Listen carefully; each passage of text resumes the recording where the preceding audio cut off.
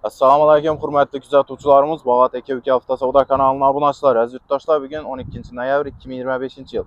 Növbətdəki savdamız Karasvet Mexanika Gentramız oldu. 2021 yılda işləb çıxarılған maşinimiz 42.000 km turaydı. Metan qaz, yumşaq balon, çipol, polik navrotları kılıngan. Təyar halətdəki maşinimizi Xankadan gələn mümin bayakəmizə nağd pula 130 milyon sona verdik.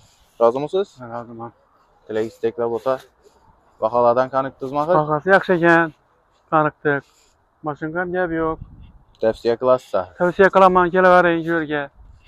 Narxları yaxşı. Katta rahmat, yaxşı tiləklər üçün, yaxşı. şans üçün. Bizdən bundan ham yaxşı maşınlarım var. Dostlar, kuzatamiz satqan maşınımız. 2021 yılda işləb çıxarılan maşınımız 41.000 km turaydı. Metan qaz, yumşaq pollar ustanovka qılıngan.